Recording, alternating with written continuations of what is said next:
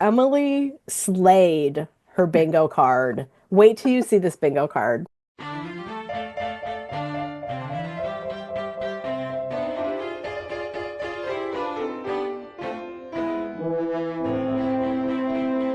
Hi, everyone. It's the Book Cougars, two middle-aged women on the hunt for a good read. I'm Emily. And I'm Chris. Friday reads, here we are again. It's our last one of the year, isn't it? It is. Yeah. 2025 is right around the corner. Wackadoo. It is. Wackadoo. Yeah. Well, Yeah. we thought today we would show our bingo cards and remind those of you who've been participating in our year of reading romance, if you've been doing the bingo card, that they're due. Yes. Your Time to time is up. Your time is up. Almost, almost. You have Almost. until Yes. December 31st to read. And then a couple days after that, please send us, just snap a photo of your bingo card, and you're entered to win a gift card to bookshop.org from us. Yeah. And just email it to bookcougars@gmail.com. We've got some rolling in. It's fun to see how people used the card. There was some flexibility, as always. We're very flexible here. I'm already looking at mine. Like we updated ours yesterday, and I'm looking at mine like, I think I'm going to change a few things, Oh, but interesting. I'm ready because we have till December 31st. Okay, I'm gonna share mine first and get Okay. mine out of the way. Um, Okay. so this is my bingo card, everyone.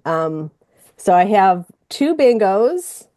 And if I can find a Western, or if I could substitute it, because that's another thing too. You could change the Right. squares to be whatever you want it to be. That is what I did. I added two more since we were recording that I forgot about. One being Under the Covers, the documentary. I didn't Hmm. have that on there. And then I also didn't have the Reader's Advisory book on romance from the American Library Association.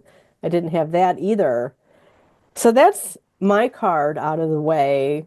And we did mine first because Emily slayed her bingo card. Wait till you see this bingo card.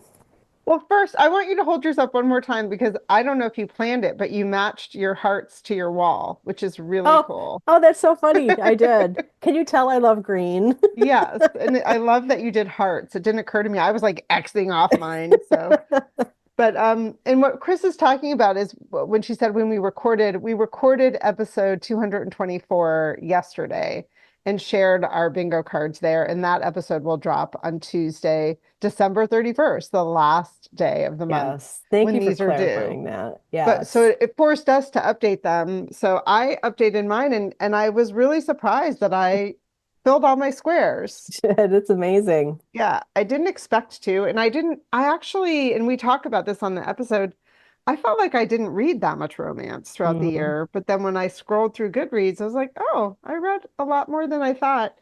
And then I also had like the documentary also between the covers, and we had a square for listen to a romance podcast, and I wrote so many because I listened Yes. to a lot of them. And then for like the holiday one, I just recently read The Christmas Book Hunt by Jenny Colgan, which was really fun.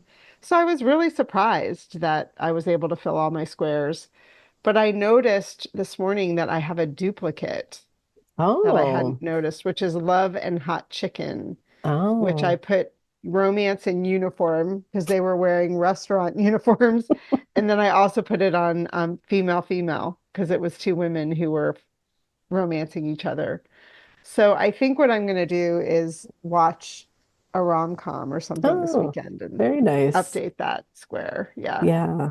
Because that's the one disappointment I had is I thought I would watch more romance movies and I Hmm. didn't, or Yeah. television shows or something. So Yeah. Well, grandmotherhood kind of put a wrench in some of your reading yeah. plans, didn't it? And Yes. TV watching plans Yes. too. Yeah. I don't watch that much TV. I really Yeah. don't. And I love watching TV and I love going to the movies and yeah, maybe it's just too busy Yeah. and too busy reading, which isn't a Busy bad year. thing. I know, right? I'll always choose a book over a movie. Yeah, me too.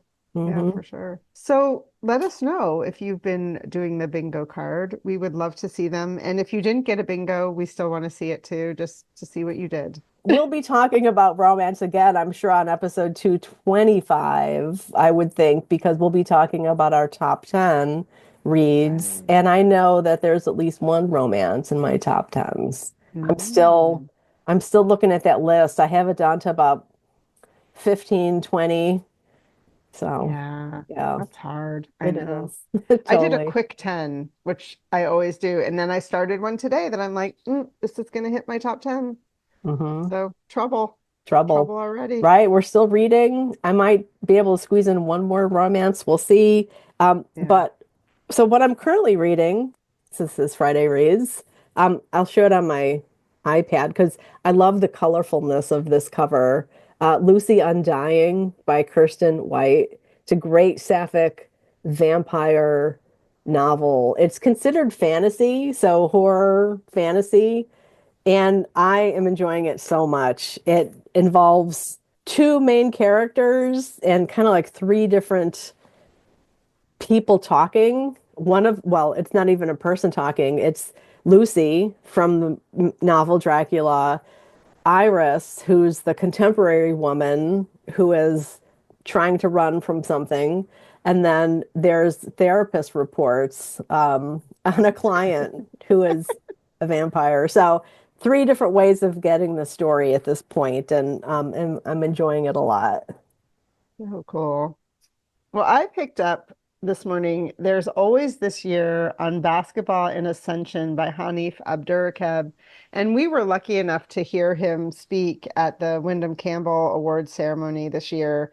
And he read from the book for a little bit and then was in conversation with the Yale basketball coach. It's a great conversation. And when he read, I knew right away that I also needed to get it on audio. And so I've been listening to it and then taking breaks from listening and dipping into the book. It is so good. And it's so interesting because this word ascension has always been a confusing word to me. Like, Mm, it means rising, going up, right? As opposed to descending. hmm. But I always have to think about it when someone says it because it in a certain way in my brain it doesn't make sense. For some reason, I think ascending should be descending and like Oh, I don't know. okay. He's talking about his own ascension and growing up and over the backdrop of the LeBron James years in Ohio. Even as LeBron as a high school player, Hanif Abdurraqib is the same age as LeBron. So he got to see him as a high school player and then watch his ascension as one of the best basketball players, if not the best, which is up for debate, I know with some people, of all time. And then he also covers the years when LeBron James leaves the Cleveland Cavaliers and goes down to Miami and how it affects Ohio, because Hanif lives in Columbus, Ohio. His writing is so phenomenal, and his reading of it is just great. I cannot recommend this book high enough. This is the one that I already know is going to knock something else off my top 10. Nice. Yeah. So now does he have that poetic beat when he's reading it like he did at the reading? Yeah, So it's yeah, very okay, it's nice. really good. Yeah, really keeps your attention. Yeah, when we saw him, he had to move the podium out because he said he has a habit of like kicking his foot out when he's reading aloud. It was really interesting to watch, like his whole body kind of reads with him. Yeah, Yeah. really cool. Well, and then I brought two show and tell that I'd love to share. These are not coming out until April, actually, but they just arrived at Book Cougars headquarters. The first is Don't Sleep with the Dead, which is probably good advice for all of us, by Ning Vo. And this is the second book in I don't know if it's a series. I don't think we can really call it that, but it is another look at The Great Gatsby.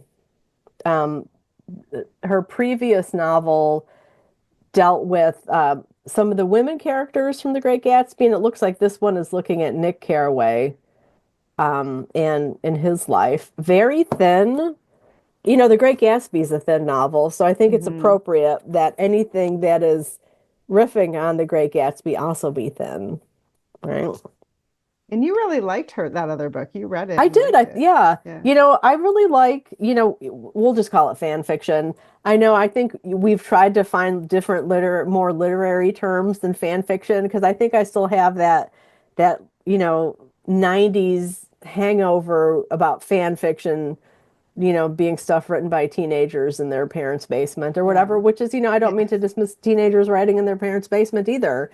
Anyway, we'll just call it fan fiction. I'm always interested in it, but it's usually often dicey, Hmm. because you want people to treat the characters with some level of respect even if you don't respect the characters within the prior novel, it's a fine line, I think. And I Yeah. think all of us who read things in this vein have different perspectives and tastes on when it comes to that. So I am looking forward to this very much.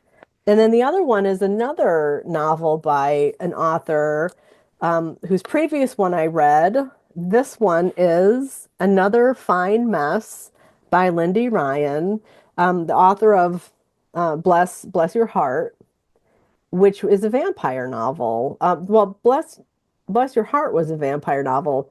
This one looks like it could be a little werewolfy, maybe. Look at that Not a hundred hand. percent, Yes. but it follows the Evans women who have had this funeral home for generations, and we'll see what happens in this next story of theirs. I really liked a lot of things about Bless Your Heart, but that was the one you and I talked quite extensively about it in terms of maybe the marketing wasn't quite in line with the novel, so it set up expectations that were not within the bounds of the novel, I don't think. Yeah. Yeah. And we talked about it on an episode with our mystery man John Valeri as Mm. well, Hmm. because he had read it and he had similar feelings, I believe. Yeah. Yeah. Hmm. Yeah. Yeah, so Interesting. those are two, and they're both coming out in April. I'm sorry, I don't know if I said when they're coming out. April, can you believe it? Yeah. Yeah, I can. Because time keeps going quickly. Well, I picked this up at the library. I saw the cover and thought I have to see what this is all about. It's called Winter Swimming: The Nordic Way Towards a Healthier and Happier Life by Dr. Susanna Søberg. And if you can see, that's like a little head Mm, bobbing in the water. I love cold water. And when I first moved to Connecticut, I paddled in the Long Island Sound every month that first year I lived here. And it was a cold winter, and people told me I was going to die. And I'm still here to tell the story. So I did okay. But you do have to be careful when you get into cold water. So I'm very curious what they're going to talk about here because, she's Nordic and they have cold water there. And I know they have a system there where they're like saunas that people hop into, and then they jump out of the sauna and go into the water, and then jump out of the water and go in the sauna. So I haven't looked too deeply yet at it, but there are a lot of cool mhm. pictures. And I'm really curious to see if there are any helpful hints. Here's someone getting in some really busy water. Yeah, for sure. Yeah, And, hands and feet, man, those are the main things for me. Hands and feet, keeping yep. them warm. Yeah. And they're like, look at this one. I love this. And none That's of them are great. wearing wetsuits or dry suits or anything like that. So I'm very curious. And it Yeah, just is such a beautiful book. they are a hardy nation. Yes. And happy. Maybe Hmm. that's why. So it's as we look out at our water here on the Long Island Sound, I'm tempted to go in. I haven't looked to see what the temperature is, but I haven't either, but we've had some ice formations on it this yes. week. It's been pretty cold here, so Yeah. I love watching that. But I haven't been in the very cold water this year. I mean, last year Laura and I did it, but maybe if I ever get through this COVID stuff and you figure out what you want to do, maybe I'll be dumb enough to join you. I was thinking it could be a New Year's Day thing. That'd be So fun. I have a few days to get to this book and see if there's any helpful hints before I do so. I actually got into the water on Christmas Day last year. Hmm. We were on Cape Cod and I did get into the water on that day, and I was Wow. cold the rest of the day. So it Oh, really does and I didn't realize it. I went to shake someone's hand and they were like, "Oh my God, your hand's so cold." I didn't feel cold. Oh. So, Well, it's good for the yeah. anti-inflammation. I mean, I know Yes. we've talked about that in the past too, cold water and the benefits Yeah. health-wise. Yeah. Oh my gosh. Yeah. Wow. So we want to know what you're reading. Yes, I, we do. I know I'm making Chris cold. We want to know what you're reading, what you're ushering the new year in with. If you have any books that are coming out next year that you're looking forward to, let us know. Anything you want to share in the comments down below. Thanks, everybody. And we wish you lots of happy reading. Happy reading.